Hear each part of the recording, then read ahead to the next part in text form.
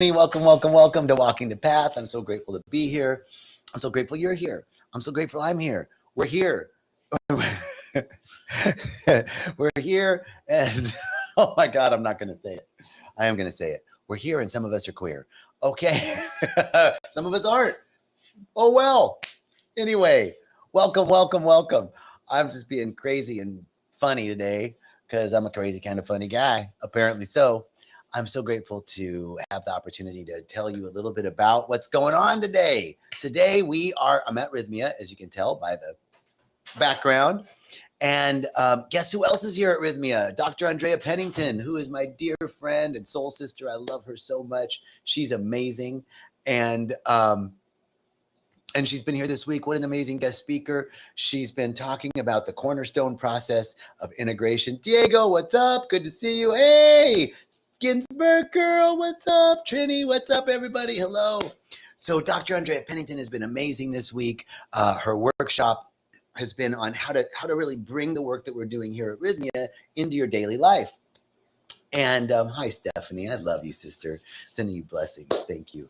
And she's a remarkable individual because she is a medical doctor as well as really interested in psychedelic assisted therapy. And we just have been together. I've been working with her for 2 years. We're doing some retreats together. It's just a phenomenal individual. And what she's bringing is what happens every week at Rhythmia, every week. So I want to tell you just a little bit about what's happening at Rhythmia, and then we'll go into the topic, which is how to get back into flow. Flow. And not ant flow, just flow. So anyway, this is such an amazing week at Rhythmia. I'm seeing it today is Thursday. And, you know, we get to do the beginning workshop on Monday and get people into ceremony Monday night. They've done ceremony Tuesday night, Wednesday night. This is their last night of ceremony. And people are receiving their miracles. What's a miracle? At Rhythmia, we say a miracle is a shift in perspective. We say a miracle is when you see some aspect of yourself that you haven't wanted to see. You haven't something you don't want to see, think, feel, hear, or know about yourself. That's seeing who you've become. When you see the lie that you've been telling yourself, and what's the lie that you've been telling yourself? The lie that I've been telling myself. It's some aspect of what normal is, or who we should be, or how we think things are. Right? There are things that we've taken on from the race consciousness, collective consciousness, from our own misinterpretations of life, and we've sutured these stories into our way of being. Most of those stories happen when we're really little and we're not even aware of the operating belief system that's behind our actions. So the medicine helps us to see that, to see the lie, the cornerstone lie. And all of our cornerstone lies are basically the same because they all come down to about 4 basic traumas. I'm not safe. I'm not enough, or I'm not loved. I don't belong. Yeah, and I'm not enough. I'm not loved. I'm not safe, and I don't belong. Basically, it all boils down to that. Now, how we get there? Somebody was abused. Somebody had serious trauma in their childhood.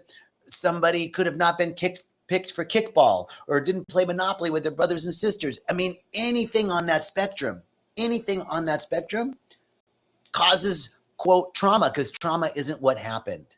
Trauma is not what happened. Trauma is the story that we tell ourselves about what happened. So the first miracle at Rhythmia is seeing who we've become, seeing some aspect of ourselves, some lie that we've been telling ourselves. When we see that lie, I'm not enough, I'm fat, I'm ugly, I can't do it, I'm a loser, or I need to be the hero in order to be accepted and loved. I need to be a people pleaser in order to fit in. I need to give to get in order to feel safe. Right? Any of those lies, right? We first see what we've become.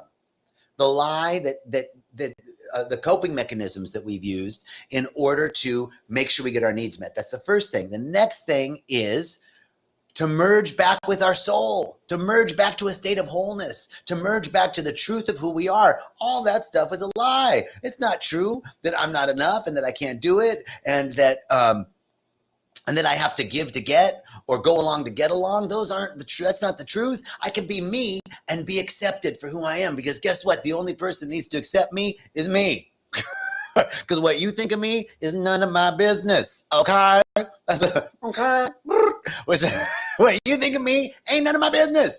This is called internal validation.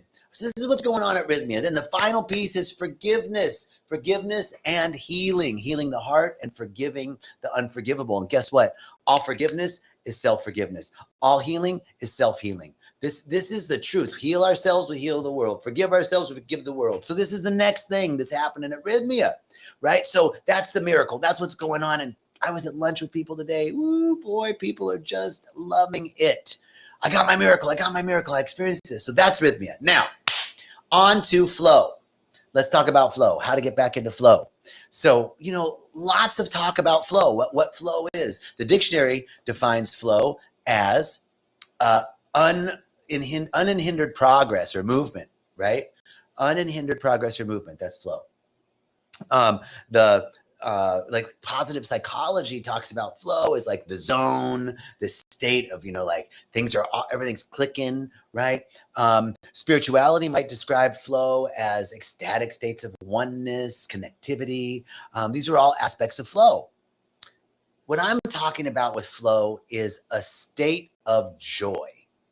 When I'm talking about flow, I'm talking about a state of joy. How do we get back to that original? How do we get back to a state of joy? How do we get back? That's really the question. How do I get into flow? Alexander, I just saw this. Alexander, he goes, I'm taking notes. I love you, brother. Thank you, man. And somebody said JJ, but it just says Facebook user. I don't know who you are, Facebook user. Let me say hi to you. Okay. So joy is really flow to me. Joy is flow. How do I get back into a state of joy? So, like some days just shit isn't clicking, right? Like some days are harder than others. Like some days it's just like, fuck, Rodney Dangerfield had a joke. Oh my God, I forgot about this. Now he goes, I got up this morning and what did he say? I got up this morning and I went to put my shirt on and the button fell off. Then I went to get a cup of coffee and I spilled the coffee. Then I went to pick up my briefcase and the handle fell off. I'm afraid to go to the bathroom. I really messed up that Rodney Dangerfield joke. But basically, some days stuff just is harder than others. What do we do in those days? Do we just give up? It's going to be one of those days. I put on a white shirt. I spilled coffee. I was walking out the door. I slammed my finger in the door. It's going to be one of those days. Okay, that's one way of doing it. Or we could ask the question, how do I get back into flow? How do I get back into a state of joy? It's really not about accomplishing something, or it's really about bringing ourselves back into a consciousness and an awareness of joy. This is how we get back into flow. So then the question becomes, what brings you joy? What do you need? What do you want? What do you desire? So a real great way when we are stuck, when things seem to be going against us, when we're just seem to be stubbing our toe everywhere we go, how do we get back into a state of flow? By asking the question, what do I need? What do I want? What do I need right now? What do I want right now? You can't hear me. What's going on? Why can't you hear me? Can you guys hear me over there? Yeah, you can hear me. If you can hear me, say yes. Give me some over there in Instagram world. I just got a little note over here that says, we can't hear you, but I hope you can. So then we have to when we get into those moments of everything is going wrong or this isn't my day, then the question becomes, what can I do? Thank you, One Love, for saying I can hear you. Stephanie can hear me. Thank you. What do we do to bring ourselves back into joy? And getting ourselves back into joy is going to be the fastest way into flow. So a lot of times when things aren't going right, I'm like, I just do harder, faster, stronger, longer. I'm just going to power through it. I'm going to make it happen. And then the rest of the day is just like, boom, boom. I keep hitting my head, stubbing my toe. It never quite works. But if I might take what seemed to be a detour and go into what brings me joy, I'm going to get back into flow. So I'm going to give you an example. The other day, I was having one of those days. Earlier this week, I think it was Monday. And I just couldn't get back into my, hey, Shelly. Hi, Marcel. Thank you so much. Great to see you. I couldn't get back into the rhythm of things. Monday was like a really tough day. or no, I'm sorry, it was Tuesday. Tuesday, tough day. I couldn't get back into the rhythm of things. Stuff just wasn't going right. What am I going to do? And I had a lot of stuff to do and I wasn't getting things done. So it was like, oh man, let me just hunker down. Let me just sit down and get this work done. And I couldn't get into the flow, couldn't get into it. And it just was hard.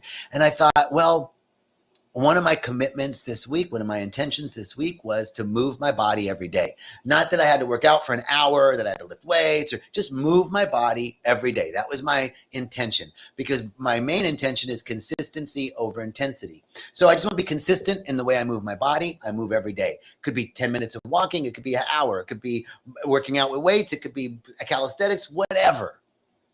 So I'm having this tough day. I'm not getting stuff done. I'm feeling guilty because I'm not getting stuff done. And what do I decide to do?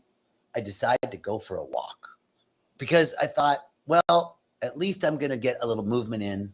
Let me go for a walk and just see where it goes from there, because that'll help me, right? It's off topic. It wasn't on my checklist of things to do, but hey, Greg, great to see you. I'm so glad. Thank you, brother. So I went for this walk, and luckily I live by the beach. So I went for a walk on the beach. I took my dog, and I thought, well, it's been raining a lot lately. I bet there's a bunch of stuff rolling up on the beach. So let me take a trash bag and I'll do a little cleanup when I'm walking. So I take this big trash bag and I get my dog and we go out to the beach and we're going for a walk, and it's beautiful. And I start picking stuff up, and pretty soon I ended up walking like 1.5 miles down the beach.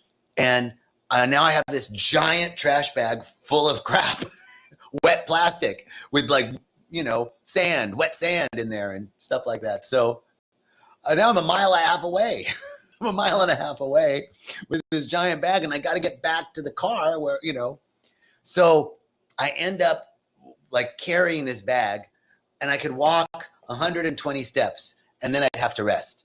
So I did 1.5 miles back, 120 steps at a time, resting. I ended up getting my, not only did I get a little walk in, I got cardio, back, shoulders, arms, legs, and I got the whole thing. I got a good workout carrying a wet trash bag 1.5 miles down the beach. There's some great points to that story. The first is intention. In the beginning of the week, I set the intention to just move my body every day, and that I needed to take my dog out, and all of those things. And it got fulfilled. The intention got fulfilled. In addition, because I started to feel like my intentions were getting fulfilled, that I was actually accomplishing some things, I got back into a flow state. I got home that night and I got a bunch of stuff done, and I ended up feeling really, really good about the day, when the day could have gone wrong. And it wasn't because I forced myself to do something. I actually asked the question, what's going to bring me joy? What's going to not only what brings me joy, what do I need right now? What do I want right now? What do I desire? What do I deserve? Asking those questions, getting in touch with what I need, what I want, what do I need right now? I need to break this feeling. I just want to let me get out for a walk. Let me fulfill this intention. This is one way to bring us back into flow. And it's your unique prescription. It's your unique thing. Like, what brings you into flow? The point here is that it might look off topic. It might look like a detour. It might look like watching Netflix. It might look like taking a nap. It might look like cleaning a drawer. It might look like checking off some things that aren't on your, like, I gotta get these things done, but you've been meaning to clean that drawer. Your desk drawer has been awful, and you wanted to straighten up that thing in the laundry room, whatever. Those are the things, like, if something's up for you, those are the things that are going to bring you into a state of joy and make you feel more aligned. So your unique prescription for getting back into a state of flow is always, what do I want? What do I need right now? What brings me joy? These questions bring us back to ourselves, what we need in that moment. And it might seem like it's a detour, but take that detour and you'll get to where you want to go way faster than trying to force it to happen, make it happen. Now, that's what I was thinking about talking about today. Let's look at some of the comments. Marcel says, you're missing the beach. Thank you so much. Louise, great to see you. Clean your mind first. Man, clean your mind. Like, let's really talk about that, cleaning our mind. Like, guarding our thoughts is important, for sure, to guard our thoughts. And not only to guard our thoughts, but to create affirmative narratives. You know, Marcel, I'm going to put this up. That's a great comment. I'm going to put this up on now. Oops. There we go.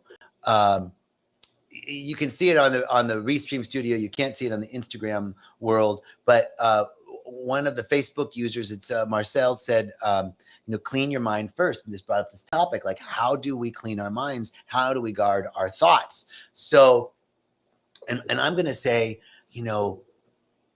creating affirmative narratives is one of the most important aspects to guarding our minds, cleaning our minds, guarding our thoughts. What does it mean to create an affirmative narrative? Here's an example. I just did a retreat and one of the things that I was always saying on the retreat was, everything, one of the things I say in general is everything is unfolding in divine perfection.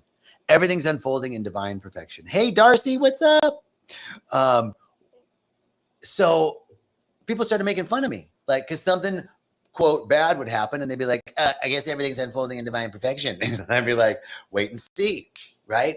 So one of the ways that we create affirmative narratives is to, like, just what I did, to anchor in the truth that I believe, and I really do believe, that everything's unfolding in divine perfection. And here's what I know.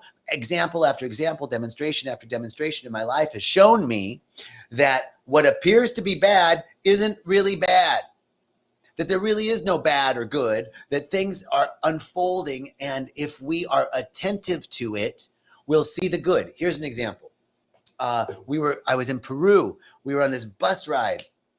We'd been in the bus for hours. We got up at 3 a.m. and we drove 3.5 hours to Rainbow Mountain. We hiked this 17,000 foot mountain, got up to the glaciers, and then came back down. And then we had another 3.5 hour bus ride back into Cusco, into town.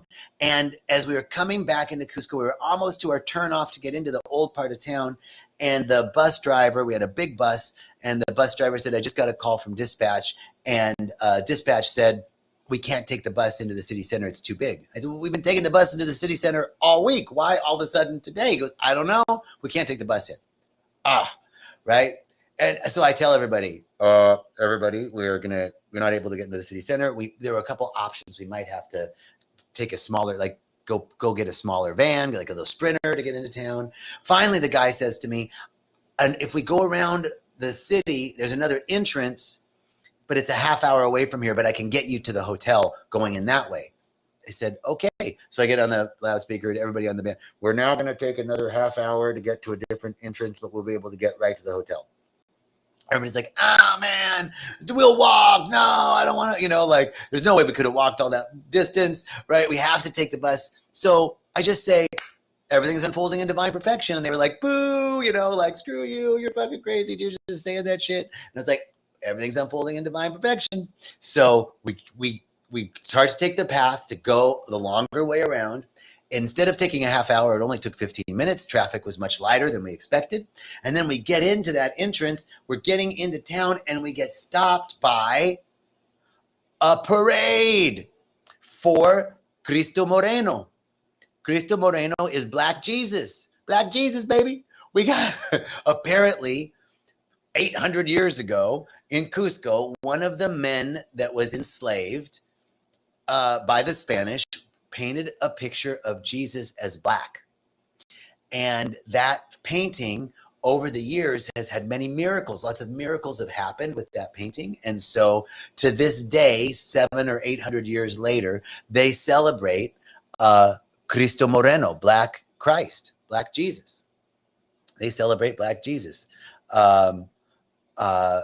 And we got to see that parade, and it was cool. They had like a crucifix. Jesus had like dreadlocks. They were playing like music. All these different people were dressed up in tribal gear in all these different aspects of the Inca tribal tradition. It was so cool. It was one of the most unique things that we would have never, ever seen if we didn't take the long way around, that didn't take us as long as we thought it would, right? Everything's unfolding in divine perfection, even when we can't see it. Here is the greatest piece of Yezu bin Yusuf saying, don't get caught up in appearances. Things are not what they appear to be. So no matter what's happening, I'm creating an affirmative narrative. Something wonderful is happening. Something wonderful is happening. This is cleaning my mind. Something wonderful is happening. I can't see it. Let me see it. Everything's unfolding in divine perfection. I can't see it. Let me see it. That's always my prayer. Let me see it. I can't see it, but let me see it. So to answer Marcel, or to riff off of what Marcel was saying, is to clean your mind first. One of the best things we can do is use these affirmative narratives that remind us of the truth, and then anchor into that and wait and watch. Wait and watch with expectancy. Something wonderful is happening. Let me see it. It always works out. Always works out. Everything always works out for us. Everything always works out. And in the end, everything will always work out. If it hasn't worked out, it's not the end. Right? Okay. So affirmative narratives, sovereignty, as a way to keep your mind clean. My two most affirmative narratives that are constantly in my heart and on my mind are everything always works out for me, something wonderful is happening, and everything is unfolding in divine perfection. Something wonderful is happening. Everything is unfolding in divine perfection. Everything always works out for me. Those are my go-to statements, affirmative narratives that help me get back into a state of flow. The other great thing that we can do to get back into a state of flow is what brings me joy. What do I want and what do I need right now? Be attentive to those things, because it might not look like you think it's supposed to look. It might look different. It might not look like checking the items off of this list, but it might be doing some things that you've been meaning to do, like make that call about the insurance, or, whatever. Those little things that have been nagging you, do a few of those things. Watch how these things, what do I need? What do I want? What brings me joy in this moment, are greater predictors of getting back into flow. Flow is a greater predictor of joy. Joy is a greater predictor of abundance and prosperity. All right. I think that's putting a period on it right there. I'm so grateful and so thankful to have this time to talk to you guys today. Thank you so much, ladies and gentlemen, beautiful light workers and light warriors. God bless you. I'm so grateful. I'm just taking this moment right now. Everybody's listening right now. Let's just take a second and bring into our awareness one thing that we're super grateful for. One thing, one moment, one memory of any time in our lives when we were in bliss. Any time in our lives when we were in joy. Any time in our lives when we were in flow. Bring that to your awareness right now. Take a minute. Close your eyes if you can. If you're driving, don't do it. But if you can, close your eyes. Take a minute and think about a time you were in flow, a time you were in joy, time when you were in bliss, something like that. And then feel it. Bring it to your awareness, like who was there, the colors, the flavors, the scents, feel it, bring it to life. And then allow that feeling to just fill your entire being. Like breathe it up into your heart and allow it to fill your entire being. Joy, bliss, flow. And now as you anchor into that, with that feeling tone, we're just going to say that everything is unfolding in divine perfection for each one within the sound of my voice.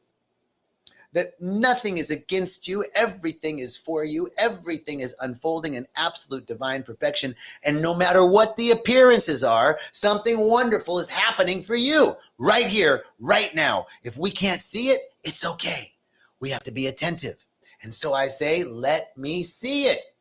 It's the best prayer. I can't see it. Let me see it. I have faith that it's there. I can't see it. Let me see it. Something wonderful is happening. May not look like it now, but I'm not getting caught up in appearances. Let me see it. I have faith. I know the truth. Everything always works out for me. It always does, always has. Everything works out in the end. If it hasn't worked out, it's not the end. So I know it's going to work out. That's the truth. Let me see it.